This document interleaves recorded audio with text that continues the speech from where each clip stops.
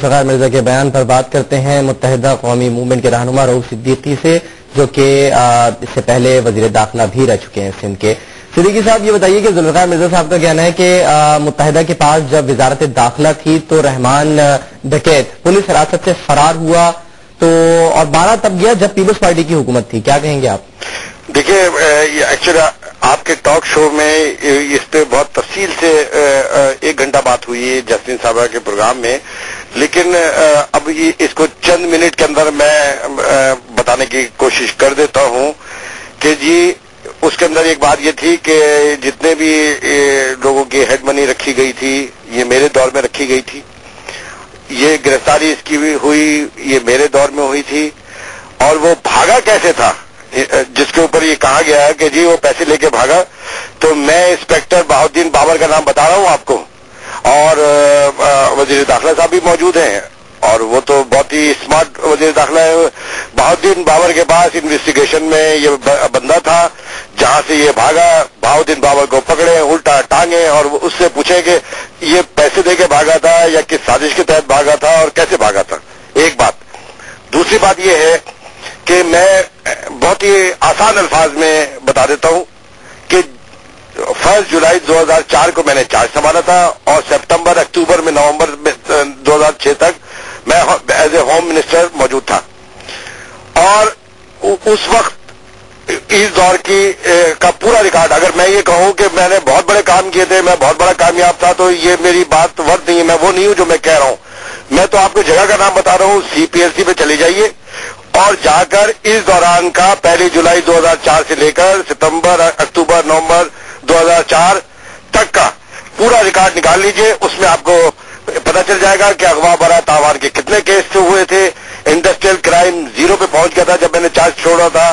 High وے crime 0 کے اوپر پہنچ گیا تھا، بینکنگ کرائم 0 کے اوپر پہنچ گیا تھا، انڈسٹری بوم پہ تھی، فاریکس انڈسٹری نے ساری حدیں پار کے چلی گئی تھی۔ اب یہ عوام بتائیں گے، عوام دیکھیں گے جن کے لیے میں یہ کام کر رہا تھا۔ لیکن رؤوف صدیقی صاحب، وزیر داخلہ جو ہے وہ تو آپ تھے نا اس وقت، آپ کی موجودگی میں آپ کی ناک کے نیچے یہ سب کچھ ہوتا رہا، یہ سازش بھی ہوئی، تو آپ اس سے لا علم تھے؟ دیکھیے بھائی، جب وہ بھاگ چکا تھا تو پتہ چلا صبح 10 بجے کہ جی وہ بھاگا ہے، اور بہاؤالدین بابر جس کی کسٹڈی میں یہ تھا وہ اس نے اس کو بھگایا، اور لیاری ٹاسک فورس جس کے SP چودھری اسلم عرفان بہادر وغیرہ تھے جن کو پکڑا گیا تھا، وہ سپریم کورٹ کے چودھری افتخار صاحب نے ایک سموٹو لیا ہوا تھا معشوق بروئی میں، اور ان کی گرفتاریاں ہو چکی تھی، یہ اکیلا رہ گیا تھا بہاؤالدین بابر، اس کے پاس یہ بندہ تھا،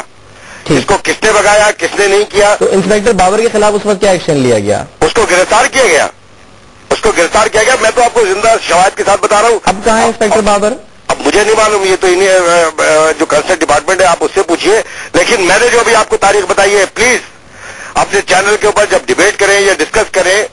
تو یہ تاریخیں میں نے بتائی ہے، CPLC سے میں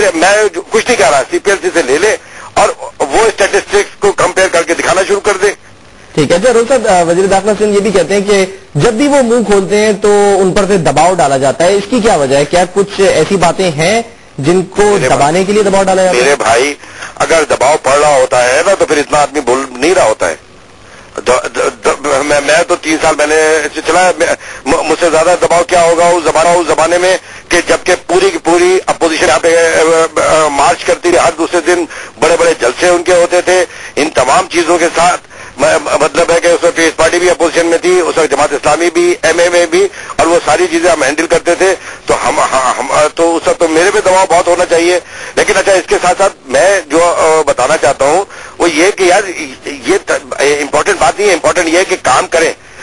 میرے دور میں ماں سوائے خودکش جو بامبنگ کے 2-3 کیس ہوئے، جس میں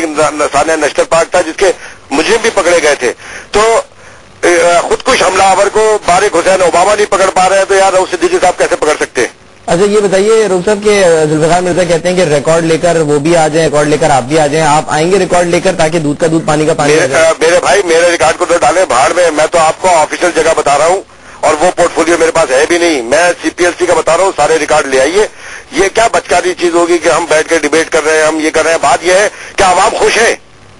عوام مطمئن ہے، عوام چوری ڈاکے سے مطمئن ہے، اغوا برات تاوان سے مطمئن ہے، انڈسٹریل ہے، یہ سب اگر مطمئن ہے تو ڈیبیٹ کی ضرورت ہی نہیں ہے. لیکن اگر مطمئن نہیں ہے تو یہ کور کب تک چلے گا کہ فلاں بہت خراب تھا، فلاں بہت خراب تھے؟ بھائی آپ تو اچھے ہیں نا، آپ پرفارم کریں نا. میں آپ کو ایک شعر سناتا ہوں جو میرے وقت کی، جو میں نے کہا تھا کہ سب دشمنان امن میری نیند لے گئے، میں چاہتا ہوں شہر کے آرام کے لیے. تو بات یہ ہے کہ کام کرنے کی ضرورت ہے اس وقت اور احتیاط کی ضرورت ہے. ٹھیک، بہت شکریہ آپ کا رؤف صدیقی صاحب.